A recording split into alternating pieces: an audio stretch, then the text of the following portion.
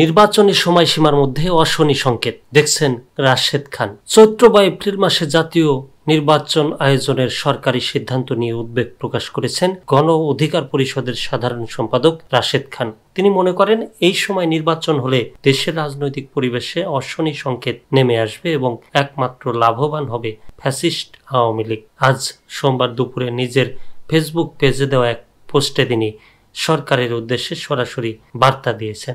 রাশেদ খান লিখেছেন, এপ্রিল মাস বাংলায় চৈত্র মাস। এই সময়টা খরা ও তীব্র গরমে ভরা। মাঠ ঘাট চৌচির হয়ে যায় প্রচণ্ড রোদের তাপে। জনজীবন অতিষ্ঠ হয়ে ওঠে। এমন পরিস্থিতিতে যদি নির্বাচন হয় তাহলে কেন্দ্রে শামিয়ানা ফ্যান বসানো বাধ্যতামূলক হবে। এমনকি ছাদওয়ালা গাড়িতে করে ভোটারদের কেন্দ্রে আনতে হবে, না হলে এত গরমে ভোটাররা কেন্দ্রে যাবেন না। অন্যদিকে প্রার্থীদের জন্য প্রচারণাও হয়ে উঠবে কঠিন। সরকারের উপদেষ্টারা এ বাস্তবতা সম্পর্কে নিশ্চয়ই অবগত বলেও মন্তব্য করেন তিনি। এর পরের প্রশ্ন তোলেন, তাহলে কেন এত আগ্রহ এই সময়ে নির্বাচন করার? এটা কি পরিকল্পিতভাবে ভোটার শূন্য নির্বাচন দেখানোর প্রয়াস নয়?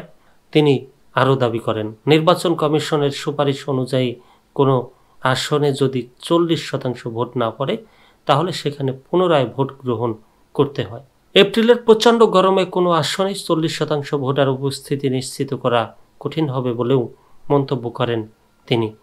রাশেদ খান তার পোস্টে আরও উল্লেখ করেন, দেশের আবহাওয়া ও বাস্তবতা বিবেচনায় প্রধান উপদেষ্টা ডিসেম্বর ও জুন মাসকে নির্বাচন আয়োজনের সম্ভাব্য সময় হিসেবে রোডম্যাপে রেখেছিলেন। বেশিরভাগ রাজনৈতিক দল, এমনকি জামায়াত সহ কিছু দলও রমজানের আগেই নির্বাচন চেয়েছে।